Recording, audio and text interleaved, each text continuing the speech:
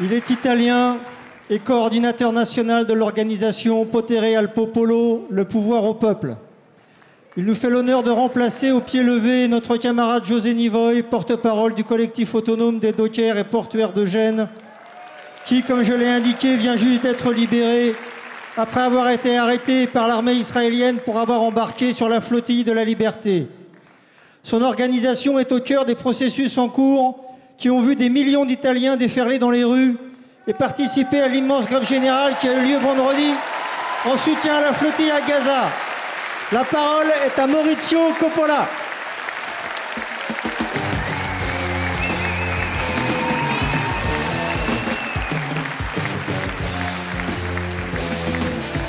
Chers camarades, chers amis, bon, c'est incroyable de prendre la parole après les interventions de la Palestine en remplaçant José Nivoy, que je salue ici avec tout mon cœur et avec le cœur de toute mon organisation. Heureusement, il a pu rentrer en Italie hier soir, en fait, comme ça a été dit par le camarade.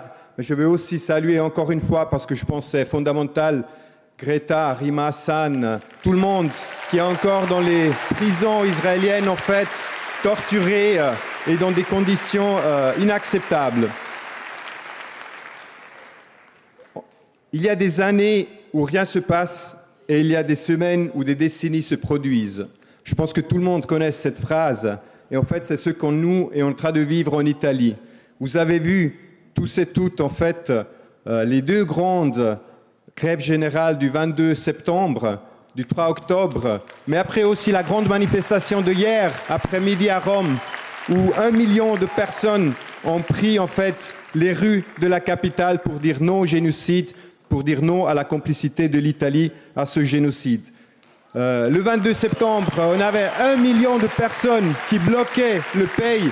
Le 3 octobre, même déjà 2 millions. Donc ça, le mouvement, il augmente, il croît. Et ça, c'est quelque chose de très important sur lequel on doit en fait se concentrer.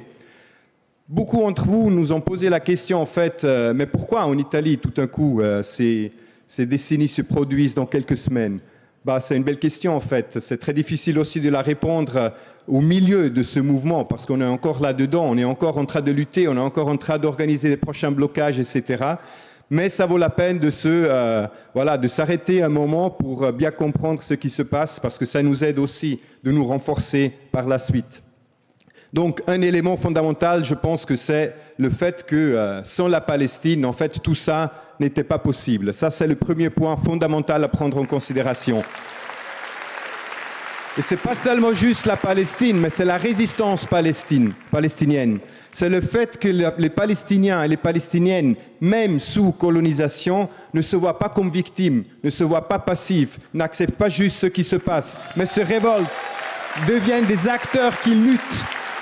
Et ça en fait, c'est l'expression d'une puissance incroyable qui a aussi ouvert les yeux à nous. En fait, quand on disait pendant toute la campagne de solidarité et contre le génocide, tous les yeux ouverts et tournés vers Gaza, vers Rafah, vous vous rappelez, en fait, grâce aux Palestiniens, que nous, on a ouvert les yeux pour tourner les yeux vers Rafah, vers Gaza, vers la Palestine. Donc, première chose, la Palestine au cœur de tout ça.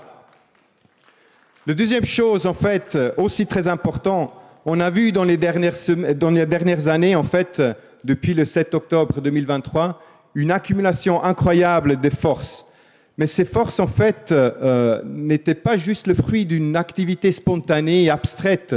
C'était le travail de chacun et chacune d'entre nous qui, quotidiennement, descendaient dans la rue, faisaient des tractages, occupaient les universités, faisaient même des petites actions avec 30 personnes en disant « Ah, ça sert à rien, ça sert à quelque chose ». Et c'est en fait, la preuve, c'est la grève générale de 22 septembre, la grève générale de 3 octobre, 2 grèves générales dans 10 jours. Quelque chose qu'on n'a pas vu depuis des décennies en Italie, et même en toute Europe. Donc aujourd'hui, ce qu'ils veulent nous faire croire, en fait, que la jeunesse est passive, elle est apathique, elle ne s'intéresse pas à rien. C'est comme ça qu'en fait, la télévision les classes dominantes nous racontent la jeunesse. Ce que nous, on a vu en Italie, c'est totalement le contraire. On a vu, depuis le 7 octobre 2023, une jeunesse qui s'est activée, que moi, j'aime pas beaucoup, en fait, la nominer comme génération Z. J'aimerais bien beaucoup plus, en fait, la nommer la génération Gaza, parce que c'est vraiment grâce à Gaza que cette génération s'est levée. Donc une jeunesse qui est intéressée au débat, qui est intéressée à approfondir toutes les contradictions que nous, on est en train de vivre. Donc ça, c'est important, l'accumulation des forces des dernières années. Mais là, on voit aussi un son qualitatif. Ça, c'est extrêmement important à prendre en considération ça.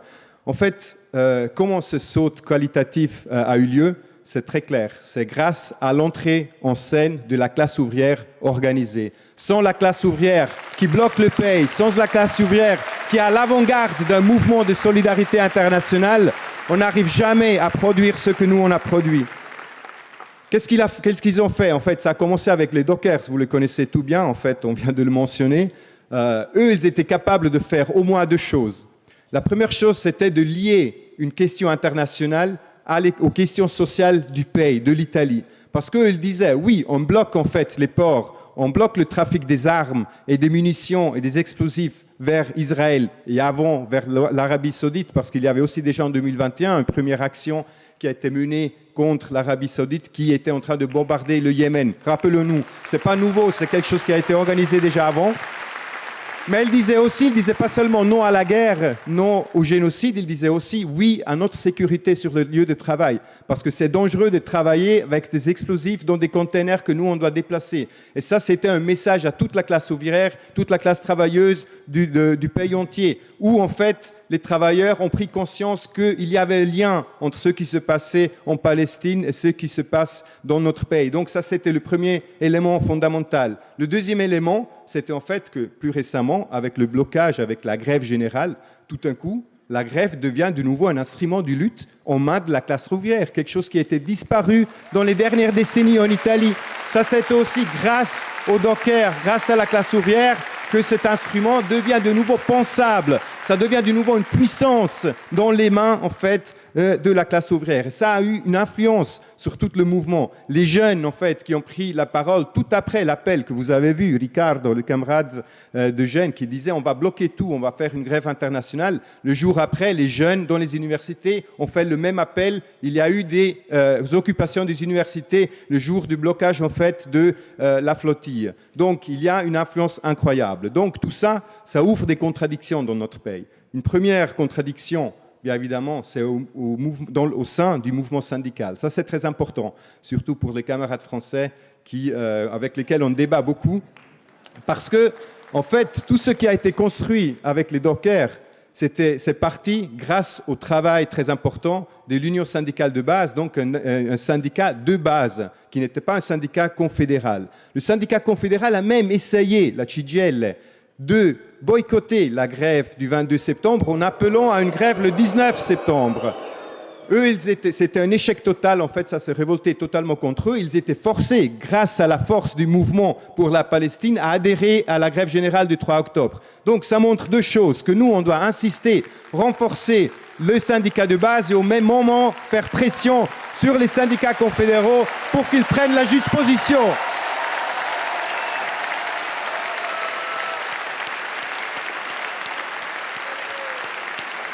Une deuxième contradiction qui s'ouvre, donc une brèche énorme qui s'ouvre, bien évidemment, c'est au sein du gouvernement.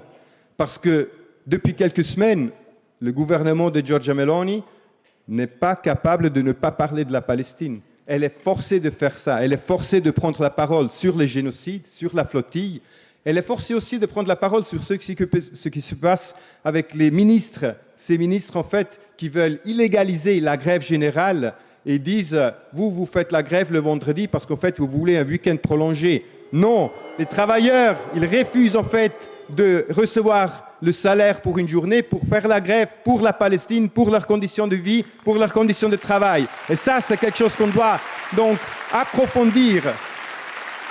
Le gouvernement pensait de pouvoir traiter la Palestine d'une manière administrative comme elle traitait toutes les autres questions. Mais non, le peuple italien, il a réagi. Il a réagi à quelque chose de très profondément politique et éthique, a surgi en fait au sein de la population italienne. C'était donc pas la question économique ou strictement du gouvernement qui a mobilisé des milliers et des milliers de personnes, mais une question profondément éthique, pas moraliste, éthique, de ce que ça veut dire de vivre ensemble au niveau international.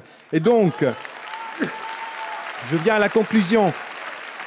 Parce que la deuxième question que vous toutes et tous nous posez, c'est que faire maintenant? Parce que bien, on a fait une grève, on a fait 2 grèves générales, etc. Qu'est-ce qu'on peut faire maintenant? Je pense que nous, comme Potere al Popolo, comme organisation politique, que en fait, même les médias, les mass médias ont dû reconnaître que les grèves qui ont été organisées et les mobilisations massives étaient grâce à l'Union syndicale de base et Potere al Popolo. Il le mentionne maintenant dans le téléjournal de 20h30. C'est plus CGIL, PD, tout le centre-gauche qui était jusqu'à il y a quelques semaines silencieux devant le génocide à Gaza, mais ils disent c'est Potere al Popolo et l'Union syndicale de base. Donc, nous, on a appelé à créer 100 assemblées du mouvement contre le génocide et pour transformer ce mouvement en quelque chose, une organisation encore plus grande et plus puissante. Donc, très concrètement, très simplement, je risque aussi d'être trop simple, de me ridiculiser, mais c'est en fait de prendre l'enseignement de Gramsci, quand il disait qu'il faut s'éduquer, il faut s'agiter, il faut s'organiser pour en fait organiser notre intelligence, notre enthousiasme et nos forces. Et c'est ça que Potere al Popolo va faire dans les prochaines semaines. Et aussi grâce à vous, grâce à cette solidarité internationale, qu'on aura la force pour le faire. Merci beaucoup.